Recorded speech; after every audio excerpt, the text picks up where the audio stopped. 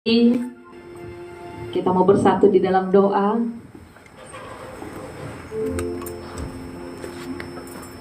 Kami adalah anak-anak yang dikasihi Tuhan. Amin. Kami adalah anak-anak yang disayang oleh Tuhan. Terima kasih untuk segala kebaikan-Mu Tuhan dalam hidup kami. Terima kasih atas segala apa yang telah Engkau buat dalam hidup kami hingga pada saat ini. Jika kami ada Tuhan di tempat ini, semua oleh karena kasih dan anugerah Tuhan dalam hidup kami. Semua oleh karena kasih dan pertolongan Tuhan dalam hidup kami. Siapakah kami Tuhan di hadapan-Mu? Siapakah kami Tuhan di hadapan-Mu pada saat ini?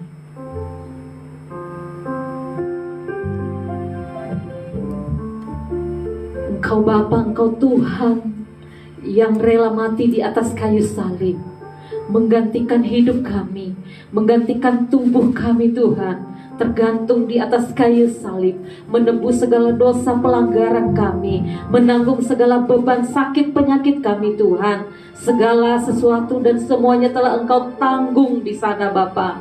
Kami bersyukur dan berterima kasih betapa baiknya Engkau Tuhan dalam hidup kami. Terima kasih Tuhan, terima kasih. Inilah hidup kami Tuhan. Inilah hidup kami Tuhan pada pagi hari ini. Dengan segala kerendahan hati kami Tuhan, kami datang sujud di hadapan Tuhan pada pagi hari ini, membawa hati kami, membawa hidup kami sebagai persembahan yang hidup di hadapan Tuhan. Terima kasih Yesus, terima kasih Roh Kudus. Dengan segala keberadaan kami pada saat ini Tuhan, dengan segala kondisi kami pada ini Tuhan, dengan segala kondisi kami pada saat ini Tuhan, kami percaya bahwa Tuhanlah yang memampukan kami, menguatkan kami, memulihkan kami, menyembuhkan kami Tuhan pada pagi hari ini. Sehingga kami Tuhan bisa memuji, memuliakan nama Tuhan di tempat ini, menyembah Tuhan di dalam roh dan kebenaran, mendengarkan kebenaran firman Tuhan yang menguatkan kami, membebaskan kami Tuhan, yang menegur kami Bapa. Terima kasih Tuhan, terima kasih Roh Kudus. Inilah hidup kami Tuhan pada pagi hari ini. Kami bawa ibadah kami Tuhan pada pagi hari ini, biar jadi hanya di dalam nama Bapa, Putra, dan Roh Kudus. Amin. Jemaat Tuhan, kita akan mengaku iman percaya kita kepada Tuhan kita Yesus Kristus. Aku percaya kepada Allah, Bapa yang Maha Kuasa, Khalik langit dan bumi, dan kepada Yesus Kristus, anaknya yang tunggal Tuhan kita, yang dikandung daripada Roh Kudus, lahir dari anak darah Maria, yang menderita di bawah pemerintahan Pontius Pilatus, disalibkan, mati dan dikuburkan, turun ke dalam kerajaan maut pada hari yang ketiga, bangkit pula dari antara orang mati, naik ke surga, duduk di sebelah kanan Allah, Bapa yang Maha Kuasa, dan akan datang dari sana untuk menghakimi orang yang hidup dan yang mati. Aku percaya kepada Roh Kudus, gereja yang kudus dan am, persekutuan orang kudus, pengampunan dosa, kebangkitan daging, dan hidup yang kekal. Amin. Jemaat Tuhan tetap berdiri. Biarlah pada pagi hari ini, pujian ini sebagai pujian yang terindah kita berikan kepada Tuhan. Dialah Yesus, Dialah Tuhan Raja kita. Terima kasih Tuhan. Terima kasih Roh Kudus.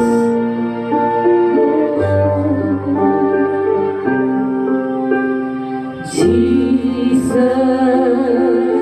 beautiful Savior, God of all majesty, risen King, Lamb of God, holy and righteous, blessed Redeemer, bright morning star. All the heavens shout your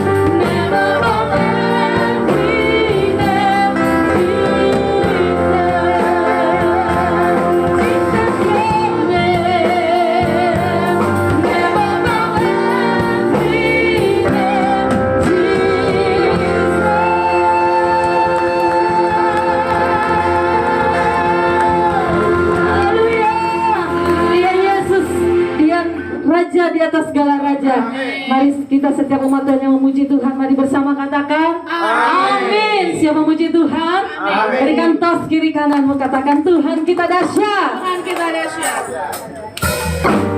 Mari Bapak Ibu, tanggalkan segala bebanmu, segala apapun yang ada dalam hidup kita. Kita serahkan hanya kepada Tuhan kita Yesus Kristus. Haleluya.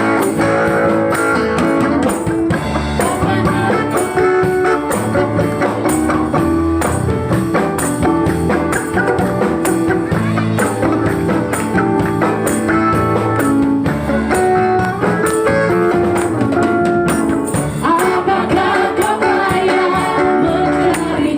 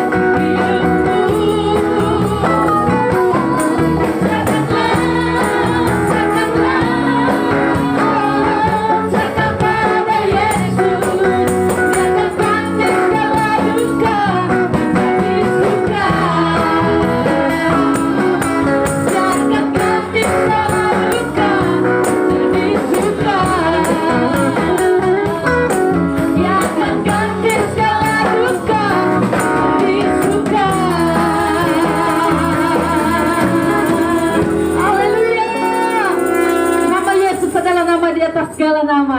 Tak ada nama lain selain nama Yesus di bawah kolong langit ini. Haleluya. Mari kita serukan nama Tuhan kita Yesus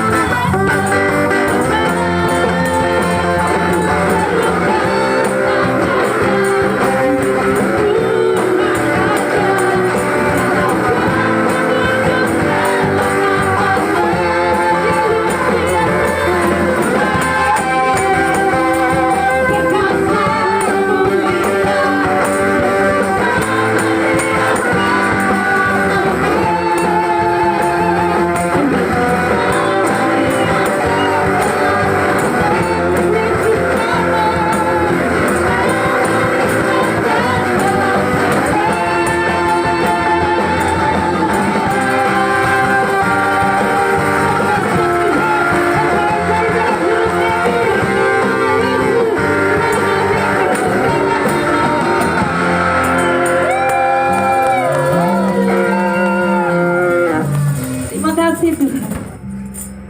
Terima kasih Yesus.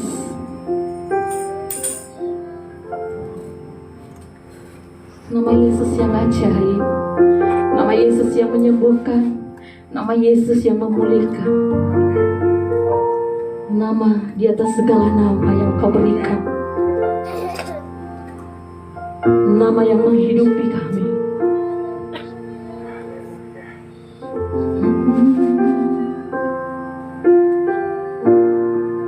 Terima kasih untuk segala pengorbanan-Mu dalam hidup kami, Tuhan. karya salib-Mu Tuhan dalam hidup kami, karya penebusan-Mu Tuhan dalam hidup kami, pribadi lepas pribadi kami Tuhan.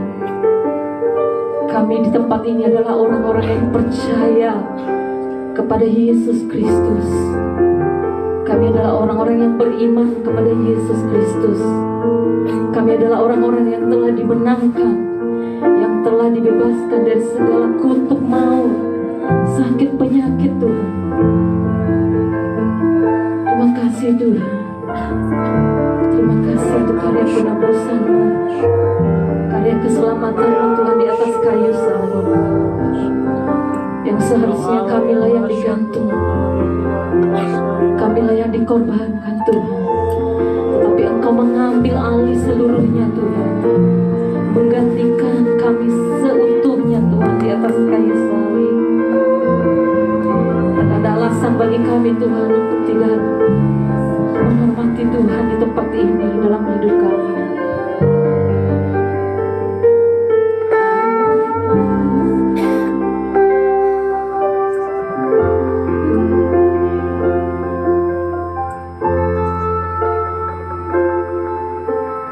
Kemanakah aku akan pergi, menjauhi roh-Mu yang suci, Kau sahabat,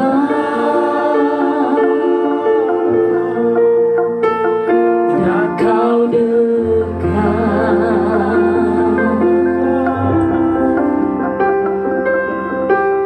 Bahkan seluruh pengabdianku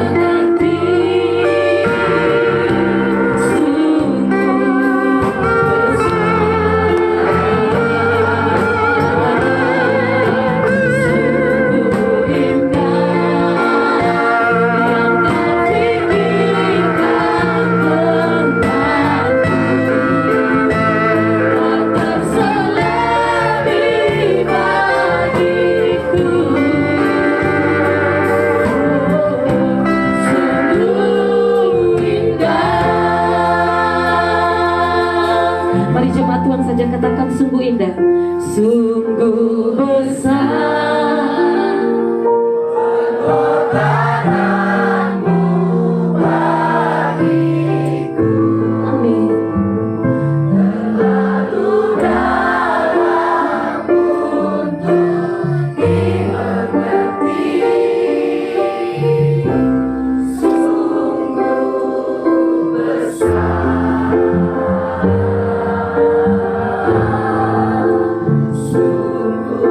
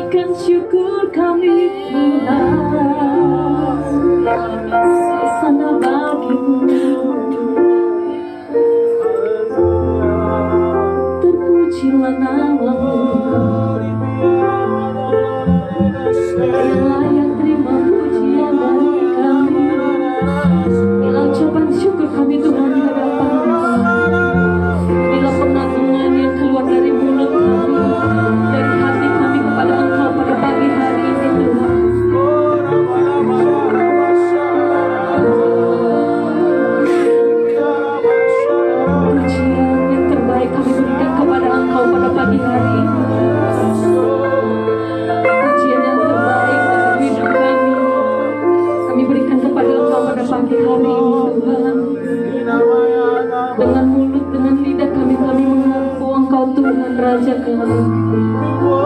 Dengan mulut dan lidah kami mengaku Engkau Tuhan yang menyelamatkan kami. Hosana bagimu, glory bagimu Tuhan. Persembahan kami, terbaik kami berikan padamu. Segala hormat kemuliaan hanya bagimu, Yesus. Kami yang dibebaskan, kami yang dimenangkan Tuhan, kami yang disembuhkan, kami yang dipulihkan. Kami percaya kami telah dimenangkan.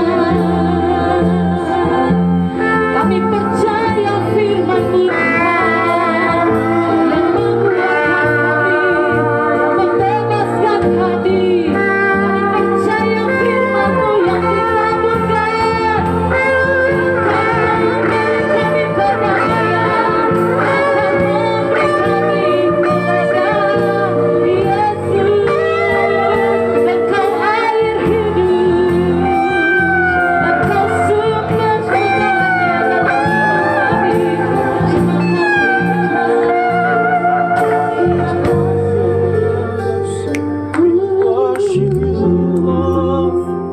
Sungguh besar pengorbananmu bagiku. Kepada hambanya saya persilahkan. Terlalu dalam untuk dimengerti. Sungguh besar, sungguh indah yang kau pikirkan tentangku. Tak terselami bagiku. Sungguh indah. Kami mengucap syukur Tuhan, karena di dalam Yesus ada keindahan. Terima kasih, kami mengucap syukur Tuhan. Oleh darah-Mu menjamin kami dan iblis sudah dikalahkan. Terima kasih, kami anak-anak-Mu siap mendengarkan apa yang Engkau mau pagi hari ini. Kuduskan mulut ini, kuduskan hidup ini, kuduskan hati ini Tuhan, untuk menjadi saluran berkat pagi hari ini. Anak-anak kami juga, Tuhan sudah memberi mereka masa depan yang baik. Karena kami percaya firman-Mu berkata orang yang takut akan Tuhan punya masa depan. Biarlah kami sebagai orang tua mengajarkan mereka ke jalan-jalan yang benar, rasa hormat dan takut akan Tuhan. Urapi guru-guru sekolah minggu dengan kata-kata yang sederhana, dengan kalimat-kalimat yang dimengerti, tapi perkataan itu keluar dari Roh Kudus. Biarlah mengubah hidup mereka, memelihara anak-anak kami. Terima kasih Tuhan, terima kasih. Mereka penuh dengan Roh Kudus sejak dini. Kami doakan di dalam nama Tuhan Yesus. Terima kasih Tuhan Yesus.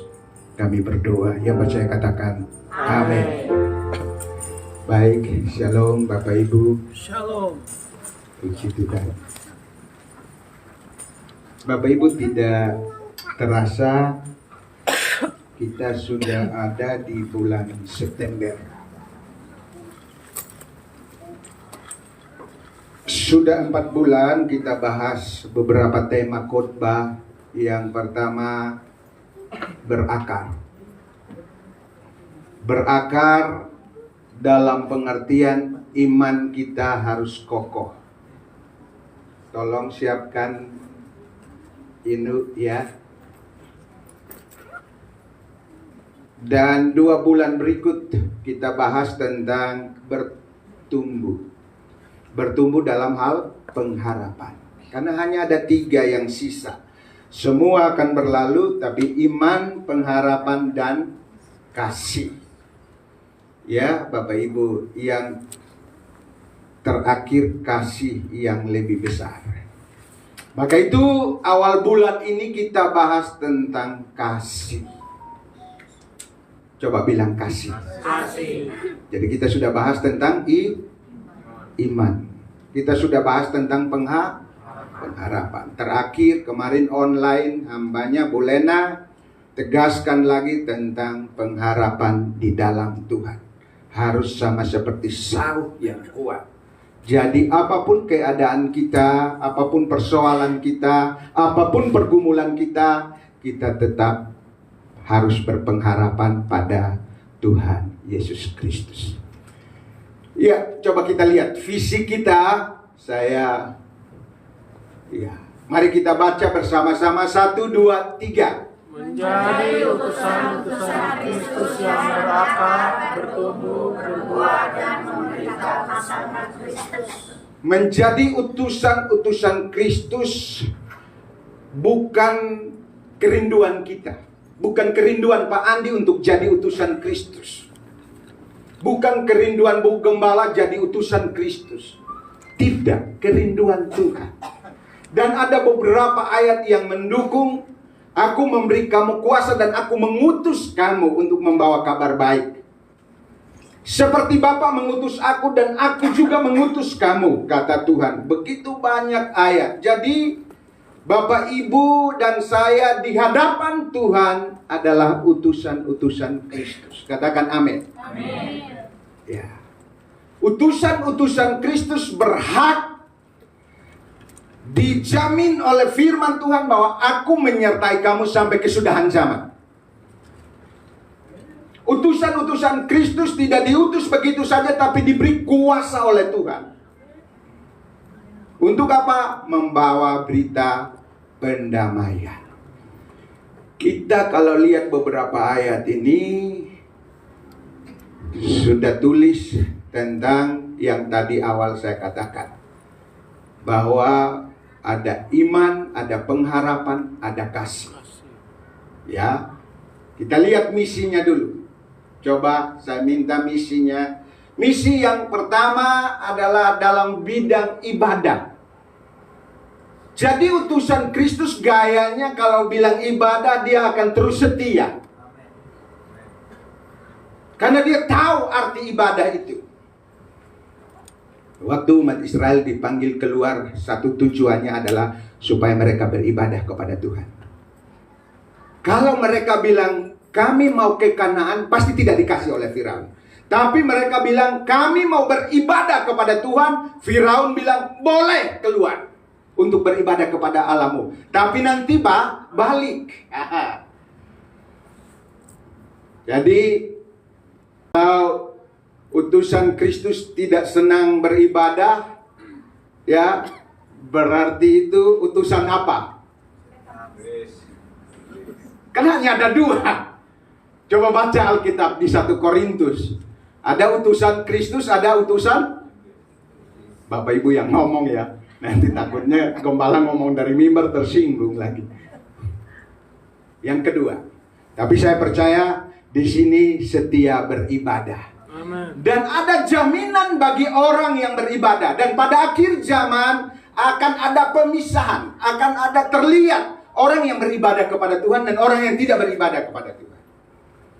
Kenapa pentingnya ibadah? Karena di dalam ibadah ada firman, di dalam ibadah ada doa, di dalam ibadah ada penyembahan, di dalam ibadah ada persekutuan satu dengan yang lain. Dan itu yang Tuhan mau bangun. Jadi gereja harusnya saling mengenal satu dengan yang lain. Kalau gereja kita tidak kenal kiri kita, bahkan tidak melayani dan tidak mengasihi dia, itu bukan gereja. Itu namanya apa? Kumpul-kumpul. Kumpul-kumpul. Karena gereja yang benar di Kisah Rasul, mereka saling mengenal.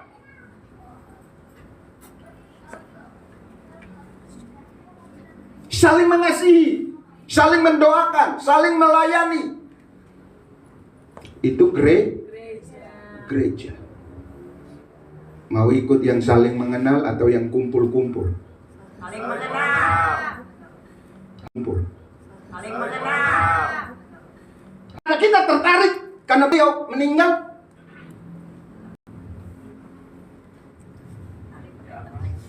Halo? Kehilangan arah. Tapi kalau kita ikut Tuhan, maka itu bergereja itu pertama kita perlu berdoa. Supaya Tuhan tempatkan di situ dan kita melayani Tuhan di situ. Amin. Kita ditempatkan di gereja itu dan melayani Tuhan di situ. Yes. Melayani Tuhan bicara soal panggilan kita. Tujuan Tuhan ciptakan kita di dunia. Apa yang bisa kita lakukan di gereja itu? Ya tadi nyanyi, kolektan, ya LCD, itu pelayanan di hadapan Tuhan. Katakan amin. Amin. Setiap kita dipanggil untuk itu. Ya, dalam ibadah kita selalu ada hubungan satu dengan yang lain. Bilang mengenal. Mengenal. Itu kerinduan Tuhan, bukan kerinduan gembala. Ya, kisah para rasul baca karena itu jemaat mula-mula. Dan itu diulangi lagi dalam kitab Wahyu. Ya, Bapak Ibu lihat. Ada nggak yang berdiri di sini tidak saling mengenal? Ada nggak? Nggak ada. Semua saling namanya, suaminya, anaknya yang mana. Ini saling mengenal. Bersekutu seperti gereja mula-mula. Lanjut. Misi dalam bidang pemuridan, ya. Bapak Ibu lihat yang ngajar di sana Pak Ramli. Pak Ramli, halo. Oh, belum. Ya. Beliau yang mengajar. Saya berharap sih ke depan yang pengajar harus jadi teladan. Karena kalau kita mau angkat jadi pendeta muda gimana? Kalau kita mau ambil jadi pendeta muda gimana? Bapak Ibu tidak bisa. Tidak bisa. Kita tidak boleh bangun sesuatu menurut cara kita, ya. Kita doakan. Beliau biasanya malam itu Pak Ramli itu susah tidur. Ya. Dan mungkin karena ada halangan, bisa karena angkot, bisa karena kondisi fisik, ya kita doakan. Biasanya beliau datang tepat waktu. Oke, ini Pak Ramli lagi mengajar. Kalau di sebelah kiri dari saya ya, sedang mengajar di Wonogiri. Dan dalam waktu yang singkat, yang duduk di situ adalah orang-orang kaum Kedar Ngebayot yang bertobat. Dalam waktu singkat, Pak Ramli memang karunianya mengajar, begitu banyak orang tertarik. Dan altar call-nya dilakukan oleh hambanya Pak Parlin. Tepuk tangan dulu. Wah, didoakan gembala sidangnya. Ini bukan soal siapa-siapa, tapi kita sedang melayani. Di sini saya tidak tahu kenapa ada di luar, karena ruangan dalam. Saya kurang tahu apa digunakan untuk apa sehingga sedang ada di luar. Jadi pemuridan supaya kita terus bertumbuh. Terus bertumbuh. Maka itu setiap Selasa ada kelas. Kita sedang bahas tentang bagaimana melayani orang yang ketakutan. Ya, takut mati, takut nggak dapat jodoh, takut masa depan, takut nggak punya anak, takut apalagi? Nggak punya duit. Uang, betul, itu yang paling ditakutkan. Ya, itu yang tiap hari kayak jantung nyut terus. Ya, takut. Nah, ini Selasa kita belajar bagaimana mengalahkan ketakutan itu.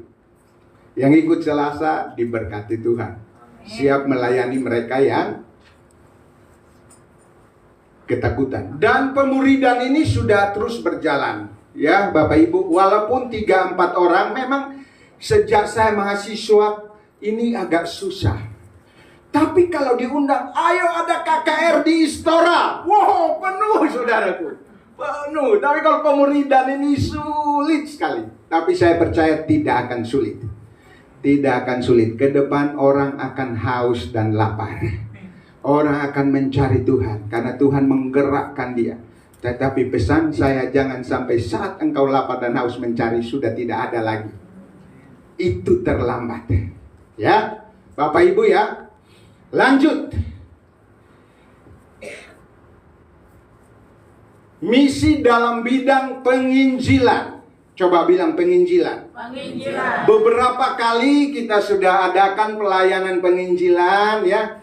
Diadakan oleh kaum bapak di tempat ini. Diadakan oleh tim penginjilan ke panti jompo, ke rumah sakit. Dan banyak orang ditolong. Dan saya dengar siang ini juga ada yang mau ke panti asuhan atau panti jompo. Kita doakan ya. Semua jemaat yang terbeban untuk bergerak menginjil, kita dukung. Ya, kita dukung dalam doa apa yang bisa kita kerjakan atau kita terlibat langsung. Karena itu misi yang kita harus lakukan.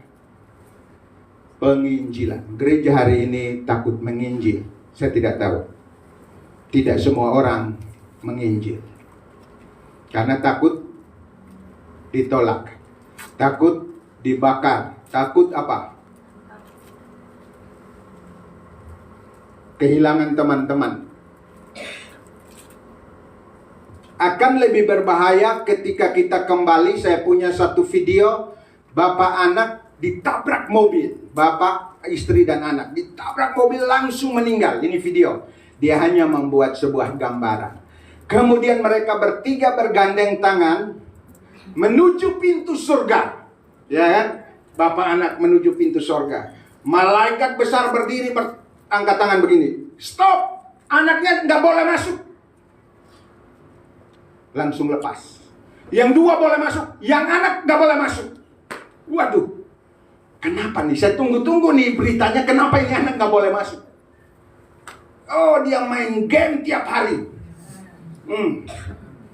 Dia online tiap hari. Jadi dia tidak baca firman, dia tidak doa, tidak boleh masuk. Coba saudaraku, kalau sudah begitu, papamu mau punya miliaran rupiah nggak akan bisa menebusmu. Papamu mau punya koneksi berapa banyak pun atau ibumu tidak akan bisa menebusmu. Tidak bisa. Sudah terlambat. Hari ini saya mau belajar, kita mau belajar dari seseorang yang membukakan rahasia-rahasia yang begitu luar biasa yang perlu kita ingat. Kita pulang, kita renungkan, kita ingat baik-baik. Dan kita juga terbeban melakukan firman Tuhan. Jadi penginjilan terus berjalan. Terima kasih untuk Bapak Ibu buat dukungannya, waktu, tenaga, uang untuk menjangkau jiwa-jiwa. Jeripayamu tidak sia-sia. Pergumulanmu, sakit penyakitmu, persoalanmu, Tuhan sudah berjanji dia menyertaimu. Dia akan menolongmu. Dia tidak tinggalkanmu. Dia tidak tinggalkanmu. Bagi orang yang melayani Tuhan sungguh-sungguh. Saya banyak dengar kesaksian tentang pelayanan-pelayanan di daerah. Mustahil. Di kebun kelapa sawit bagaimana orang bisa masuk memberi beras berkarung-karung dan Indomie berkarung-karung di dalam kebun kelapa sawit. Tapi itulah Tuhan yang memelihara kita. Wow, kalau bicara pemeliharaan Tuhan jangan takut. Yang penting kita melayani sungguh-sungguh. Ya, Bapak Ibu. Tapi kalau kita diberkati jangan jangan sombong, karena gue mengalami. Aku alami Bapak Ibu. Jadi gini ya, saya kesaksian supaya Bapak Ibu jangan ulangi. Ya, saya kesaksian supaya Bapak Ibu jangan tiru. Jadi gini, setelah tamat sekolah, seluruh dosen, hampir sebagian besar dosen belum punya mobil. Belum punya. Seluruh mahasiswa angkatan saya belum punya mobil. Yang punya mobil gua. Sombong dong. Wah, kesombongan tersembunyi itu bahaya. Ya. Kemana-mana berdua istri, belum ada sakinah. Pacaran terus, menikmati terus. indah. Tapi kadang-kadang muncul pikiran-pikiran, wah lu hebat, ya kan? Dosen-dosenmu belum punya mobil, kamu udah punya mobil. Bapak Ibu tahu, satu waktu Tuhan izinkan mobil itu hilang. Untuk menundukkan. Waktu dikasih mobil juga, istri bilang, Pak Gunawan, tolong mobilnya warna merah ya. Dan mobil ini, kalau orang ngasih mobil, Bapak Ibu, kita minta begitu, songong nggak? Songong. Songong itu orang, itu hamba Tuhan kurang ajar tuh. Tapi karena mengawali dengan doa dan Tuhan kasih modelnya begitu. Karena sudah tahu modelnya begitu, saya keliling Jakarta ini cari mobil itu. Karena sudah dikasih. Pendoa bilang begini, Bu Gembala dikasih tunjuk begini. Oke, kita cari. Saya ke showroom, saya lihat di jalan, saya ikutin mobil itu. Jangan-jangan mau dijual. Jadi, singkat kata, waktu cari-cari tidak dapat. Malah orang yang antar mobil itu ke tempat Pak Gunawan, kemudian telepon saya sama istri, Bu Sarce, ini mobilnya atau kita cari yang lain? Nah itu, hati-hati dalam mengambil keputusan di dalam Tuhan. Suami maunya Panther, tapi Tuhan sudah kasih mobil yang ditunjukkan. Saya mesti ikut suami, istri mesti ikut gua atau gua ikut istri. Nah ini juga nggak mudah. Ya Bapak Ibu, tapi karena sudah didoakan, dikonfirmasi oleh pendoa, keinginan saya harus tahan, saya harus tunduk kepada Tuhan. Dan betul, mobil itu jadi saluran berkat. Ke Jepara sudah, ke Baduy sudah, ke Teluk Naga sudah, bawa sumbangan. Tahu-taunya hilang. Hilang bukan karena bawa jalan-jalan, enggak, baru pulang dari pelayanan. Kita bisa komplain dong. Bisa komplain, Tuhan, gue baru pulang khotbah kok mobil hilang. Itu tutup tahun di daerah Tubagus Angke, Bu Uun, keluarganya berdoa, keluarga besarnya kumpul dan tutup tahun. Pulang sama Pak Wempi sekeluarga jalan-jalan, balik jam 5 pagi. Jam 5 pagi itu si pencurinya sudah lihat, kami tidur. Kami hanya mendengar mobil mundur, kabur mobil. Saya lihat Bapak Ibu, saya kejar kaki kosong. Ya, saya kejar kaki kosong. Mobil pencuri, orang karena tahun baruan jadi tidur nyenyak. Nah, Tuhan tuh yang luar biasanya. Waktu Bu Gembala lihat, waduh, kasihan ya, suamiku sedih ya. Dia di depan pintu, Roh Kudus berbicara, mobil itu jalan. Dia kasih tahu suami aja nggak apa-apa, dia kesaksian di gereja. Mobil lagi jalan, Bapak Ibu percaya nggak nih? Kalau jalan-jalan nggak mungkin. Saya hanya duduk di depan waktu di lantai 4. Istri gue udah gila nih, kehilangan harta kesayangan nih, pasti gila nih. Waduh, ternyata mobil jalan-jalan. Benar, tanggal 1 Januari hilang, tanggal 1 Februari Tuhan kembalikan.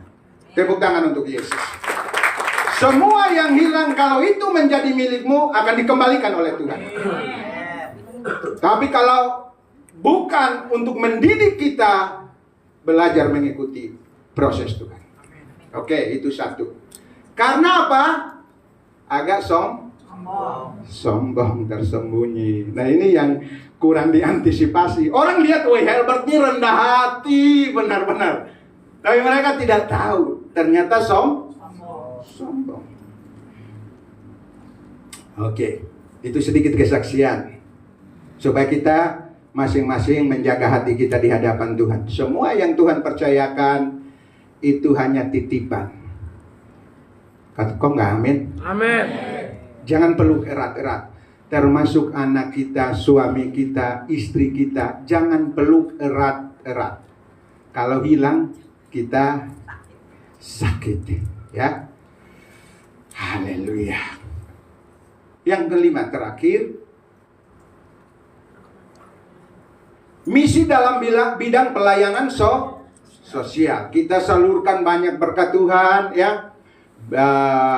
Terakhir, ya, ke panti jompo, ya. Terakhir ke yang kita adakan di sini kaum bapak, dan beberapa lagi pelayanan-pelayanan kita yang kita lakukan setiap Selasa, memberi makan di jalan dan lain sebagainya. Kita akan terus melakukan karena ini yang Tuhan mau. Bulan September sampai bulan akhir Oktober kita bicara tentang kasih. Nah, bicara kasih Bapak Ibu, ada macam-macam definisi tentang kasih. Ya, yang kita ketahui ada 4 secara umum. Ada yang tahu? Kasih agape. Kasih agape adalah kasih yang tanpa syarat. Kasih yang tidak egois dan tidak berdasarkan pada kepentingan pribadi. Itu hanya bisa dilakukan oleh Bapa kita di surga. Ya, kasih agape. Karena begitu besar kasih Allah akan dunia ini, sehingga ia mengaruniakan anaknya yang tunggal, supaya setiap orang yang percaya kepadanya tidak binasa, melainkan beroleh hidup yang kekal. Kasih agape. Bapak sudah lakukan. Tadi pujian-pujian yang kita naikkan, kasihnya lewat pengorbanannya, lewat darahnya tercurah, sudah membeli kita semua. Lunas dibayar. Coba bilang, lunas dibayar. Lunas dibayar. Ini kalau kita memahami lebih dalam, butuh perenungan, butuh duduk diam sendiri dengan Tuhan, baru bisa kita mendalami, bisa mendapatkan sesuatu yang dari Tuhan, di mana Tuhan berbicara bahwa aku mengasihi kamu. Kalau hanya di luar saja kita tidak dapat apa-apa. Yang kedua, kasih filia.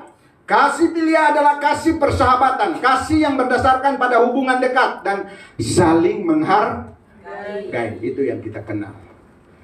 Dan yang ketiga adalah kasih eros. Kasih eros adalah kasih romantis, kasih yang berdasarkan pada daya tarik fisik dan emosi. Ya, waktu kita pacaran gimana Pak Parlin lihat Bu Loli? Siapa yang nembak duluan nih? Bu Loli apa Pak Parlin nih? Pak Parlin ya sudah, nggak usah ditebak, saya hanya mau coba aja. Nggak mungkin Bu Loli, Pak Parlin.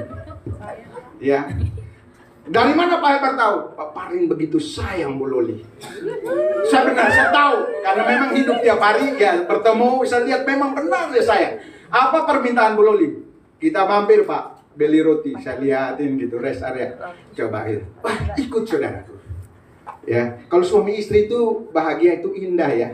Saya kemarin lihat satu suami tepuk nyamuk begini, istri langsung peka dia, langsung cari itu alat-alat untuk di ruangan itu nggak boleh ada nyamuk, ada alat apa?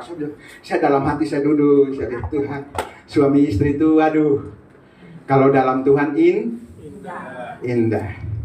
Amin Pak Nanang. Ya, kasih eros, kasih storge. Kasih storge adalah kasih keluarga, kasih yang berdasarkan pada hubungan keluarga dan ikatan darah. Siang hari ini saya singkat saja khotbah, Bapak Ibu kita lihat. Saya mau mengajak kita lihat satu bagian firman Tuhan mengawali.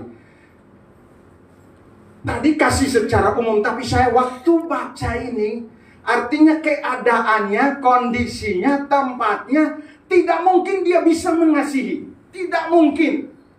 Ya, tapi dia lakukan loh. Selain Yesus ya. Selain Yesus. Saya waktu baca Tuhan beri pengertian itu. Tempatnya tidak mungkin. Situasinya tidak mungkin. Keadaannya tidak mungkin. Tapi dia mengasihi. Mari kita lihat. Lukas 16. Ayat yang ke-19.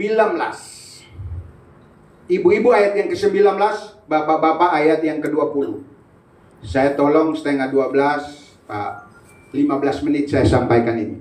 Tapi saya sorot 2 ayat untuk memberkati Bapak Ibu. Iya, kalau bicara soal kasih, definisinya, pengertiannya kita bisa hafal. Tapi saya belajar dari orang ini, kok bisa ya? Dia mengasihi dalam kondisi yang yang tidak baik-baik saja, kondisinya yang tidak mendukung. Ya. Lukas 16 ayat yang ke-19.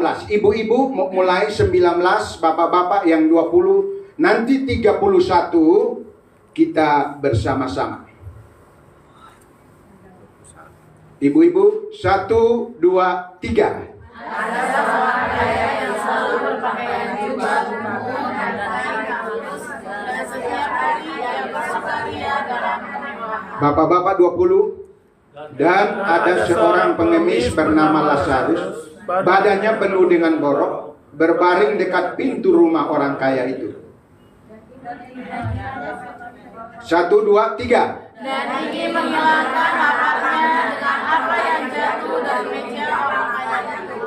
Makanan dengan jigatan dan menjilat boroknya. Bapak-bapak 1, 2, 3. Kemudian matilah orang miskin itu, lalu dibawa oleh malaikat-malaikat ke pangkuan Abraham. Orang kaya itu juga mati, lalu dikubur, dan sementara ia menderita sengsara di alam maut, ia memandang ke atas, dan dari jauh dilihatnya Abraham dan Lazarus duduk di pangkuannya. Ayat 24.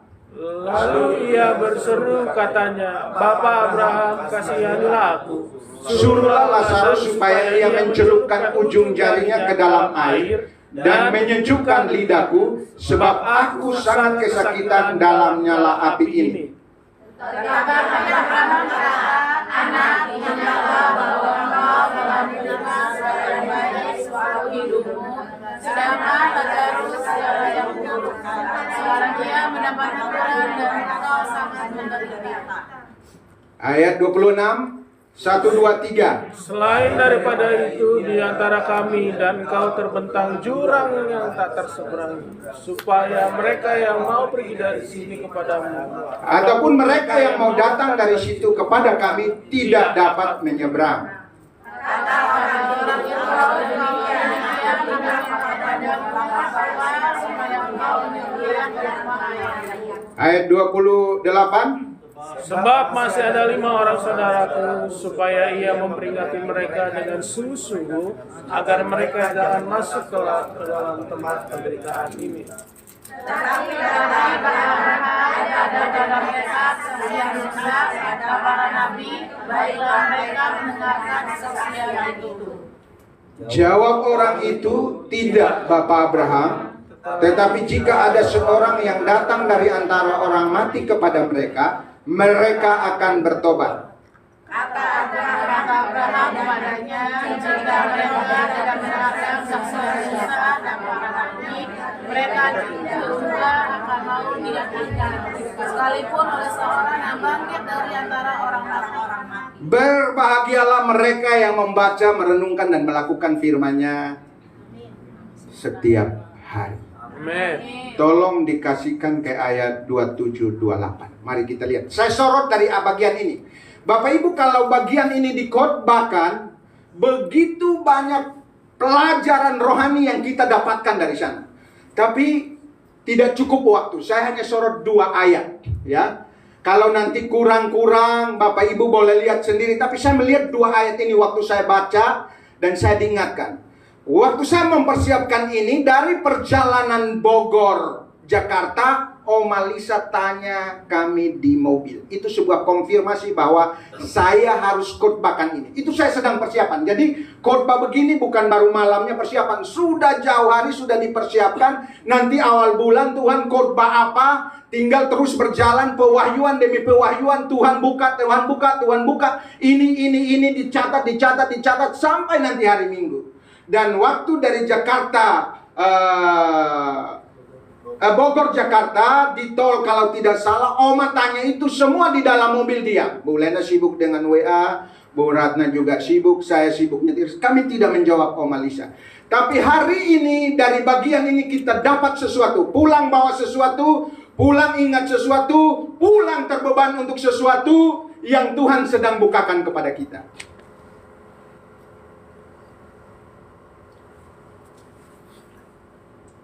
Kalau Bapak Ibu buka atau belajar, bagian ini diperdebatkan. Bagian ini ada pemahaman bilang, ini hanya sebuah perumpamaan. Ada yang bilang ini benar-benar realita. Oke, kita terima dua-duanya. Jangan diperdebatkan, karena pembelajaran rohani bukan ada di sana. Kadang-kadang orang hanya ribut begini. Ini kan realita dengan berbagai pandangannya. Tapi ini bilang, wah itu bukan, itu hanya perumpamaan. Ribut sekitar itu. Bukan. Boleh-boleh saja kalau kita sedang belajar di teologi.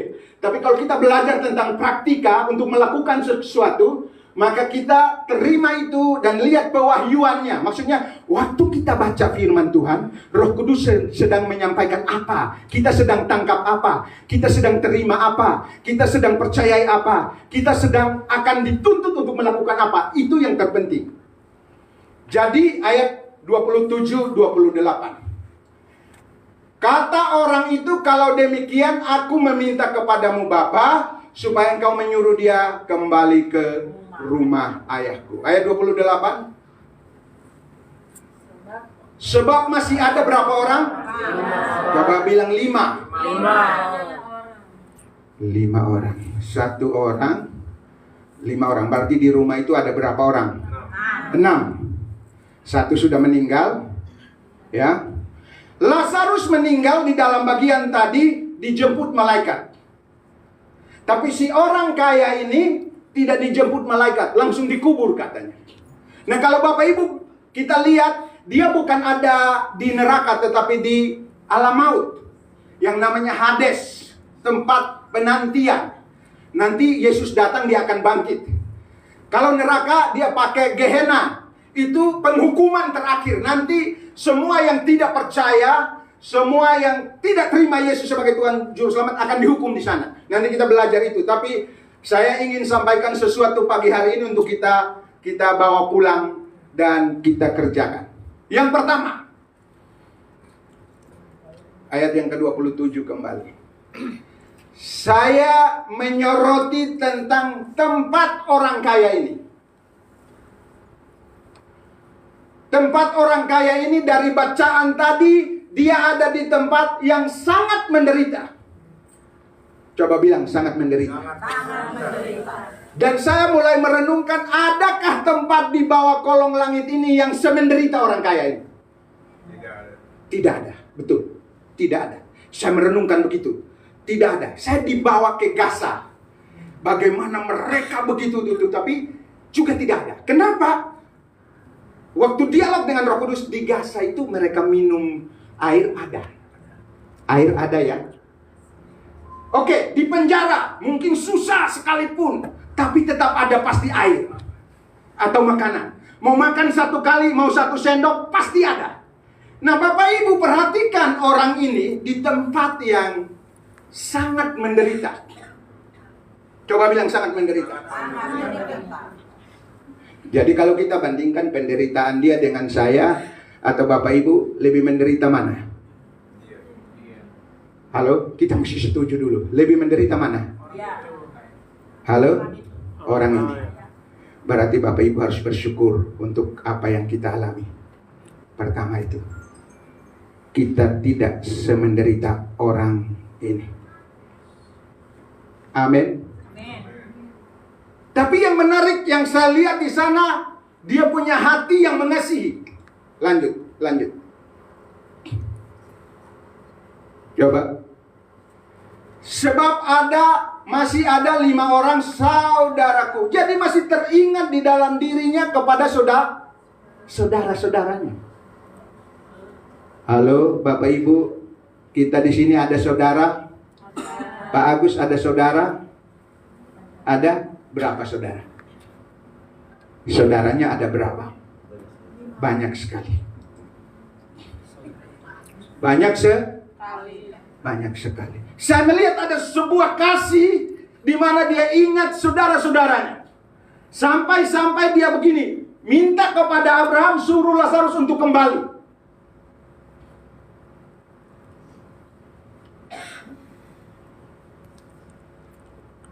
Kalau dia saja bisa, penderitaannya yang tidak terbayang. Mau lihat penderitaannya? Kita mundur ayat 24. Coba 24-25. Kita lihat dulu ini penderitaannya. Supaya kita bisa belajar bersyukur hari-hari ini. Lalu berseru katanya, Bapa Abraham, kasihanilah aku, suruhlah Lazarus supaya ia mencelupkan ujung jarinya ke dalam air. Kalau dia bilang dia pakai tempayan atau pakai gelas, pakai ujung jarinya ke dalam tempayan, ke dalam air, dan menyejukkan lidahku, sebab aku sangat apa? Jadi dalam tempat penantian di jurang maut mereka juga sudah kesakitan. Bapak Ibu coba baca Alkitab itu, mendalaminya, masuk mendalaminya. Sangat sakit. Tetapi yang menarik adalah dia teringat kepada 5 saudaranya. Kita tidak sedang bahas Lazarus dan orang kaya. Saya bahas soal tempat nih. Tempatnya tidak memungkinkan. Kondisinya tidak memungkinkan, sangat menderita, sangat kesakitan dalam nyala api ini. Tapi dia masih ingat berapa saudara? 5 saudara. Bapak Ibu yang duduk di sini, apakah engkau biarkan saudaramu nanti akan pergi ke tempat yang sama? Halo? Apakah engkau biarkan saudaramu, kakakmu, adikmu, menantumu, mertuamu, tetanggamu pergi ke tempat yang sama? Karena sudah terbayang sangat menderita.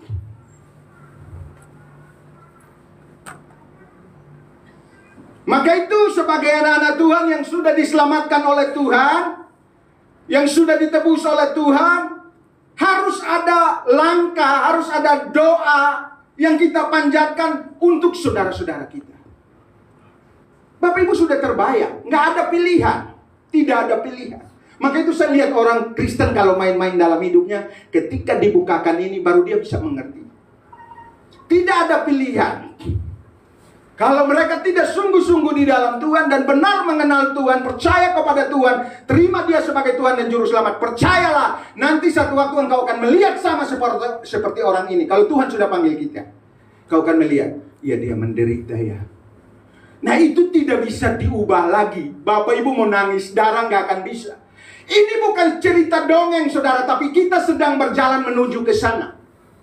Maka itu siang hari ini, di awal bulan ini, dari orang kaya ini membukakan sebuah rahasia. Kalau dia terbeban untuk 5 orangnya, kita yang sudah diselamatkan hari ini, mari terpanggil berdoa untuk saudara. Katakan amin. Amin. Waktu kita lihat anak kita atau istri kita atau kakak kita ada di tempat yang sama, ya karena kita tidak alami. Kita tidak mengalami. Tapi kalau Tuhan izinkan itu kita alami. Apa yang ada di pikiran kita? Orang kaya ini saya percaya dia pasti fokus untuk uang. Kalau bisa ibadah cepat supaya saya pergi cari uang, supaya saya senang-senang, saya puaskan diri saya. Dia tidak memikirkan tentang Tuhan dan pekerjaan Tuhan. Dia pasti cuek. Tapi Bapak Ibu lihat, di ujung sana justru Lazarus yang dimuliakan. Tidak bisa mengelak. Kalau ada berita itu baik, tapi kalau ada hamba Tuhan menyampaikan dan membukakan apa adanya, saya percaya Roh Kudus lagi pakai untuk mengingatkan kita sebelum itu semua terjadi di depan matamu. Jangankan itu, Pak Peter kasih tahu saja waktu pembakaran beliau ada di Senen. Betapa takutnya. Orang lari, itu baru bakar Pak. Baru bakar di daerah Senen, baru demo. Itu kita ketakutan gimana. Waktu saya lewat Brimob itu gas air mata masih kena di mata. Dan saya lihat orang, wah, mengerikan. Itu baru perkara biasa. Tapi kalau Bapak Ibu lihat ini penderitaan yang dibakar api dan dia berteriak, itu kondisinya keadaannya tidak baik-baik saja. Maka itu langkah pertama saya mengajak Bapak Ibu hari ini, ingat saudaramu di dalam doamu. Masih ada kemurahan, masih ada waktu kasih karunia. Mari terbeban, berdoa, sebutkan namanya. Tuhan, aku percaya si A, karena masih ada kemurahan, masih ada kasih karunia. Saya tidak bisa jangkau dia, tapi Roh Kudus bisa jangkau dia. Roh Kudus bisa bawa dia. Roh Kudus bisa selamatkan dia. Kalau tidak ada itu, pengakuan orang percaya ini hanya dipakai untuk membukakan kepada yang masih hidup, yang masih ada kesempatan. Tapi menarik untuk kita pelajari di tengah keadaan yang tidak baik-baik saja, dia terbeban untuk saudaranya. Bapak Ibu, kita mungkin ada yang masih kos, ada yang diberkati Tuhan, dikasih sehat sama Tuhan. Mungkin ada yang bisa makan 2-3 kali sehari. Ada yang mungkin belum kebeli, masih kita susah soal anak, sekolah dan lain sebagainya. Tidak separah Bapak yang ini. Tapi dia terbeban untuk saudara-saudaranya. Kenapa? Karena dia, penderitaan yang dia rasakan itu berat. Pasti berat. Biasanya seperti ini sebaliknya, tapi kenapa ini dibuka? Biasanya Bapak Ibu kita menderita, yang kita pikirkan apa? Bapak Ibu kalau menderita yang dipikirkan apa? Diri sendiri. Ngapain kita pikirin orang lain, diri sendiri belum bisa? Halo? Yang penting gue selamat sendiri. Yang penting gue bisa senang. Yang penting gue... Ada jemaat kita telepon dari Palembang. Pak Pendeta, saya ingin balik, tapi tidak ada tempat tinggal. Saya bilang ke Bu Gembala, ini gimana ya?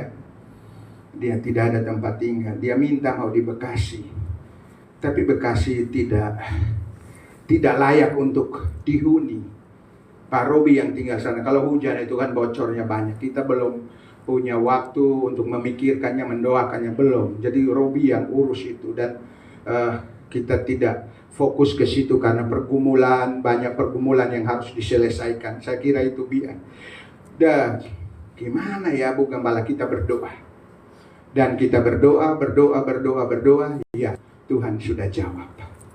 Ada tempat di Bogor yang bisa kita tempati, yang dekat dengan stasiun. Tepuk tangan untuk Tuhan.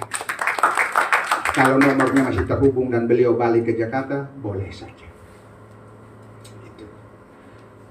Jadi, saya ingin sampaikan bahwa ada kerinduan dari jurang maut supaya saudara-saudaranya di dunia ini bertobat. Dan saya percaya mereka yang juga di dalam Tuhan, bahkan di luar Tuhan, pasti punya kerinduan yang sama. Waduh, papanya Pak Peter lihat, wah puji Tuhan, anakku ya melayani Tuhan. Ya kan? Di sana lihat kita yang gak bisa lihat mereka. Wah, bapaknya Pak Andi lihat, Bu Ati, di sana dilihat. Ya.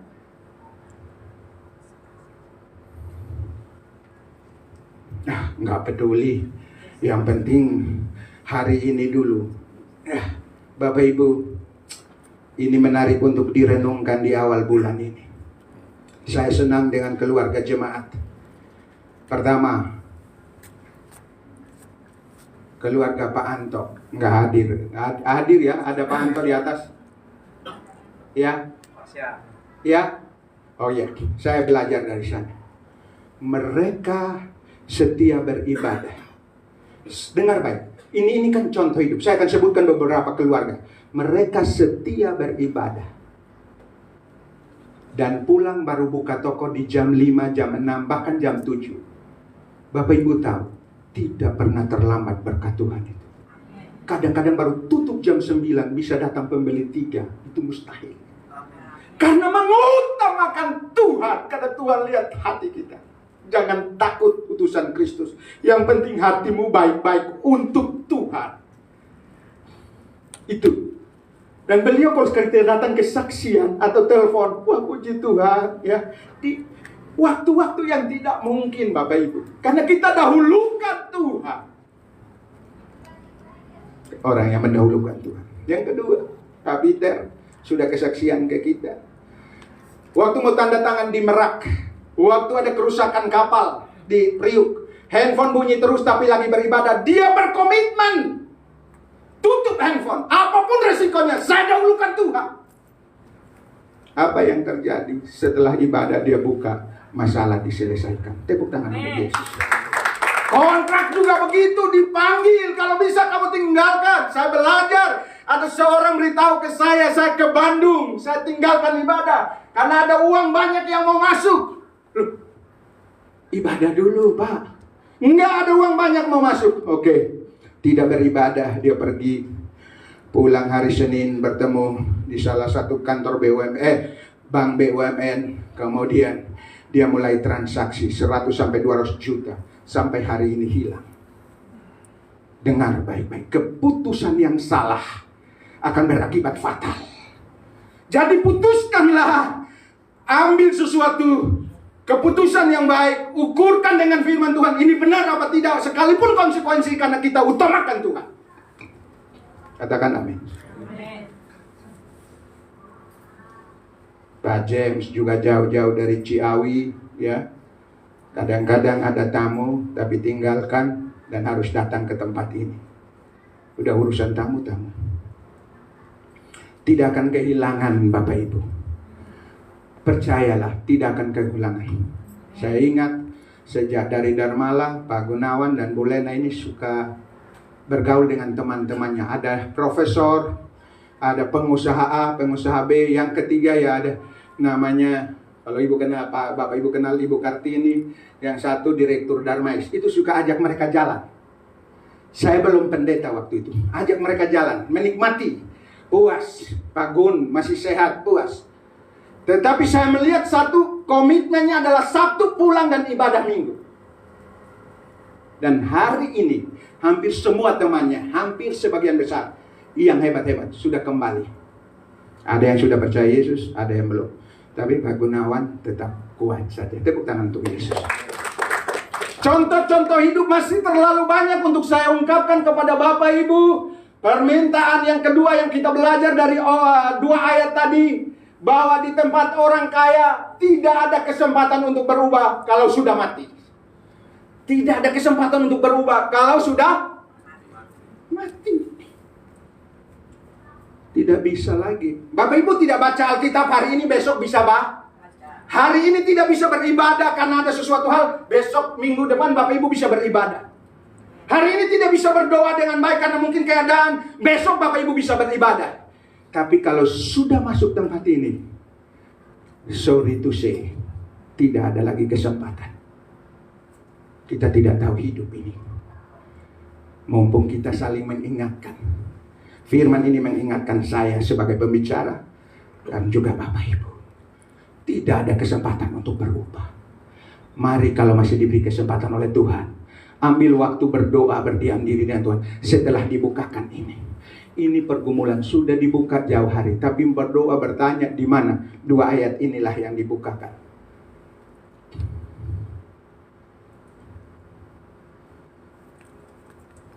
Yang terakhir, permintaan orang kaya ini baik apa tidak? Halo? Baik.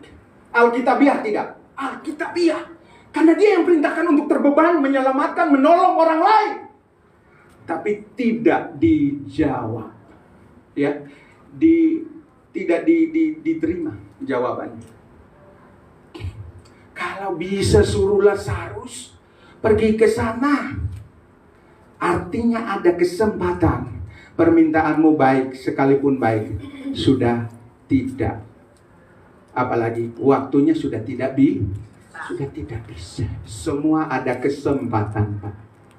Semua ada waktunya, Pak. Tapi Tuhan lihat dari surga. Oh, Pak Parlin sedang bergumul untuk keluarga besar. Bu Kristi sedang bergumul untuk keluarga besar. Bu Rika sedang bergumul untuk keluarga besar. Siska sedang bergumul untuk keluarga besar. Bu Wati sedang bergumul tiap hari untuk keluarga besar. Aku akan turun untuk menyelamatkan mereka dengan caraku.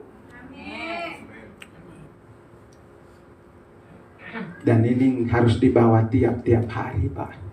Coba bisa bayangkan suamimu di neraka, kamu di sini, dan dia berteriak begitu. nangis air mata penyesalan tak akan. Saya kalau renungkan ini sendiri, Bapak Ibu, saya nangis. Saya bilang, Tuhan tolong keluargaku, panggil mereka satu-satu Tuhan. Saya sebutkan, karena saya membayangkan kalau nanti dibawa ke sini, gimana? Bapak Ibu, kita duduk begini enak, tapi kalau kita merenungkan firman dan Roh Kudus bawa ke sebuah pengertian, permintaannya baik, tetapi apa jawabannya? Kita lanjut. Coba kita lanjut ke ayat 29.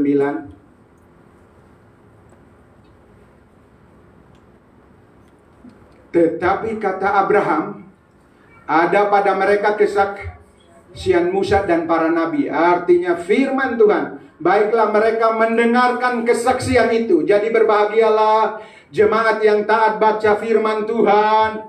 Tiap hari lapor, saya suka lapornya terlambat. Saya usahakan nomor 1 Pak John, tahu-tahu nomor 1. Tepuk tangan untuk Pak John. Saya coba mendapat bintang, tapi nggak bisa. Saya nunggu Bapak Ibu. 01 nih, tahu-tahu ada telepon masuk, nggak lapor. Saya pikir, wih Pak John udah masuk. Saya setiap kali nunggu, tapi Pak John luar biasa. Beliau lapor. Baru kayaknya kemarin agak terlambat. Biasa dapat. Pak Samuel yang update terus.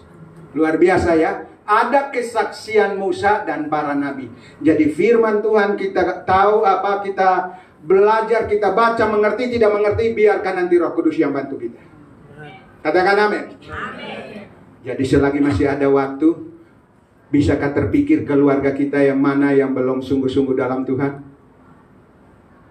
Maukah engkau ambil waktu untuk sebutkan mereka di hadapan Tuhan? Berkatakan begini, aku percaya Tuhan, Engkau mati dan selamatkan aku, keluargaku si Aliong, si Aciong, si Ahmad, si siapa gitu. Sebutkan satu-satu ya, teman-teman kita sebutkan, biarkan Tuhan yang bertindak. Tapi kalau kita sudah di sini baru kita teriak ya Kak. Aduh. Oke, saya kira itu pesan Tuhan pagi hari ini. Menguatkan Bapak Ibu, memang kita kesakitan, memang kita bergumul untuk segala sesuatu, tetapi ada panggilan sorgawi. Mari terbeban untuk saudara-saudaramu, doakan mereka. Kalau ada kesempatan jangkau mereka. Kalau ada kesempatan berbuat sesuatu, buatlah buat mereka. Tidak sia-sia, jeripayamu tidak sia-sia, karena itu misi Allah, itu perintah Tuhan. Tuhan akan memberkatimu, keluar masukmu. Tapi kalau kita fokus untuk diri kita sendiri, kita fokus mementingkan diri kita sendiri, kita fokus untuk kesenangan kita sendiri, percayalah, waktu-waktu yang akan datang, kita malah makin akan kecewa, makin tertekan. Kita sudah melihat bagaimana dalam 1 jam saja orang kaya rumahnya dibongkar. Kumpul berapa tahun Pak? Mobil dihancurin, rumah dijarah. Mereka tidak pernah mimpi, mereka tidak pernah punya kerinduan begitu. Tapi itu terjadi dalam satu waktu. Ada yang nangis, tapi sudah terjadi. Coba renungkan hidup ini. Saya percaya kita sudah ditebus oleh Yesus. Mari kerinduan kita untuk saudara-saudara kita, tetangga kita, kakak kita, adik kita, menantu kita yang belum diselamatkan, ambil handphonemu, telepon mereka, doakan mereka dan ajak mereka. Maka saya percaya Tuhan berjanji Dia menyertai kita dan memberkati kita. Shalom. Haleluya. Siapkan